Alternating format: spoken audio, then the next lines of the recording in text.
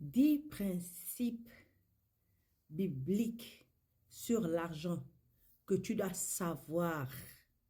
10 principes bibliques très importants sur l'argent que tu dois savoir. La plupart du temps, nous, les enfants de Dieu, nous pensons que nous sommes nés pour être pauvres, que nous sommes nés pour souffrir, pour être dans la pauvreté, pour tout manquer, que c'est bien d'être pauvre. Pourtant, Jésus était riche. Pourtant, il ne manquait de rien. Pourtant, il portait des habits chers. Jésus marchait dans la richesse de son temps. Il n'a jamais été pauvre. Alors, arrêtons de penser que la pauvreté doit faire partie de nous, que nous devons accepter cet état de fait. C'est faux.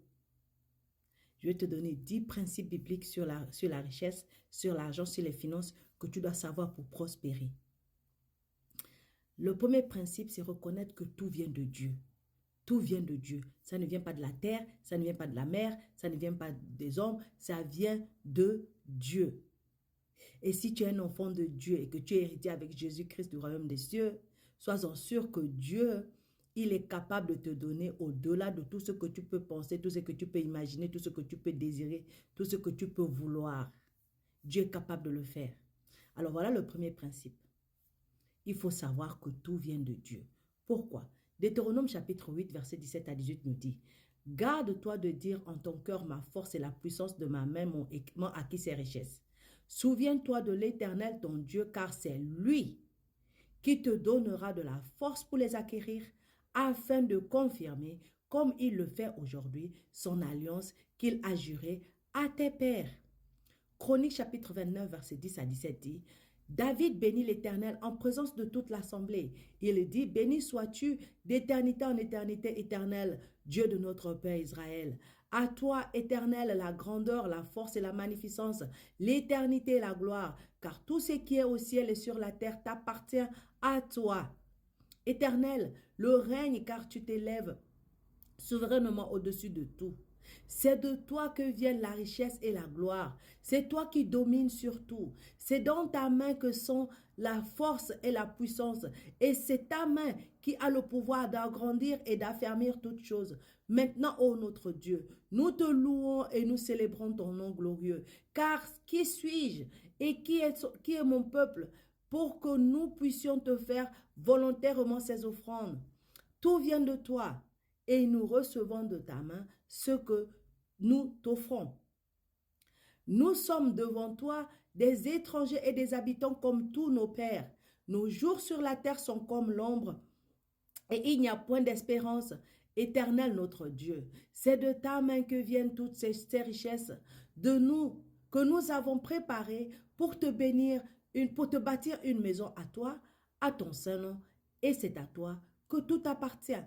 Je sais, ô mon Dieu, que tu sondes le cœur et que tu aimes la droiture. Aussi, je fais toutes ces offrandes volontaires dans la droiture de mon cœur.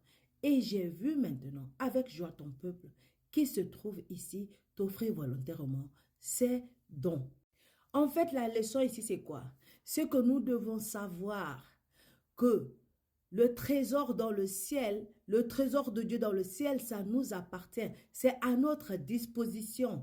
Pourquoi? Parce que la parole de Dieu nous dit, Éphésiens chapitre 1, verset 15 à 19 nous dit, c'est pourquoi moi aussi, ayant entendu parler de votre foi au Seigneur Jésus-Christ et de votre charité pour tous les saints, je ne cesse de rendre grâce pour vous, faisant mention de vous dans mes prières, afin que le Dieu de notre Seigneur Jésus-Christ, le Père de gloire, vous donne un esprit de sagesse et de révélation dans la connaissance et qu'il illumine les yeux de votre cœur pour que vous sachiez quelle est l'espérance qui s'attache à son appel, quelle est la richesse de la gloire de son héritage qu'il réserve aux saints et quelle est envers nous qui croyons l'infinie grandeur de sa puissance se manifestant avec efficacité par la vertu de sa grâce. Maintenant, on va regarder Colossiens chapitre 3, verset 1 à 4 qui dit « Si donc vous êtes ressuscités avec Christ, cherchez les choses d'en haut, où Christ est assis à la droite de Dieu. Affectionnez-vous aux choses d'en haut et non à celles qui sont sur la terre, car vous êtes morts et votre vie est cachée avec Christ en Dieu.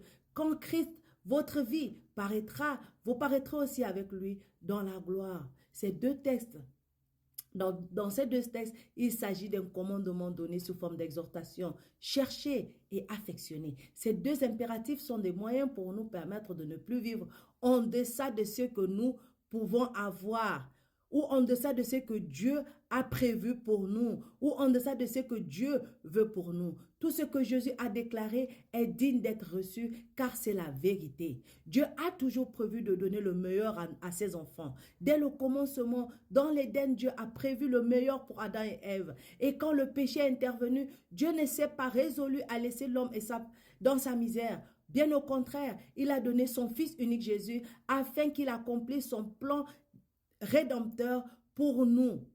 Dieu veut que nous comprenions qu'ici-bas sur cette terre, ce n'est pas le meilleur, mais celui qui se trouve dans le ciel. Nous devons vivre en ayant le regard toujours porté vers le ciel et que le meilleur soit l'objet de notre aspiration. Or, nous retrouvons dans la Bible quelques recommandations pour faire des choses d'en haut, l'objet de notre affection concernant le royaume. Jésus a cité trois images très fortes. La première image, c'est la Vierge folle. Dans Matthieu chapitre 25, versets 1 à 13. Jésus prend cette image pour nous encourager à faire en sorte que l'huile ne manque pas dans notre lampe. Deuxième chose, l'image de sceptre et du sarment. Dans Jean chapitre 15, verset 1 à 8. Le sarment ne peut porter du fruit sans être attaché au sceptre. Ainsi, sans Jésus, nous ne pouvons rien faire et nous ne pouvons rien recevoir de Dieu. Il a dit, je suis le chemin, la vérité et la vie. Rien ne va au Père que par moi et rien ne vient du Père que par lui. L'image du trésor, Matthieu chapitre 13, verset 44, là où est le trésor, là où est notre cœur. Jésus nous met face à nos responsabilités. La richesse est à notre disponibilité. La guérison est pour nous. Tous les biens du monde sont à nous. Dieu a créé le ciel, la terre et le dessous de la terre. Et il a dit, je vous donne la terre. Donc la terre et tout ce qui s'y trouve appartient à nous, ses enfants, qui sommes hérités et co-hérités avec Jésus-Christ. De tout ce qui est sur cette terre, et ce qui est dans le ciel, et ce qui est sur la terre. C'est pourquoi nous devons marcher avec autorité, marcher avec puissance, marcher avec certitude, que nous ne pouvons pas manquer pendant que notre papa est à l'auteur de tout ce que nous cherchons. Alors, en ce qui concerne l'argent et tes finances, sache pour sûr que tout vient de Dieu. Et aussi, Éphésiens chapitre 3, verset 20 nous dit, « Or, à celui qui peut faire par la puissance qui agit en nous, la puissance est déjà en nous, c'est le Saint-Esprit de Dieu, infiniment au-delà de tout ce que nous demandons ou pensons. » Dieu fait infiniment au-delà de ce que nous demandons ou pensons. Alors change ta pensée et demande mieux et Dieu agira. Ça, c'est le premier principe. Shalom.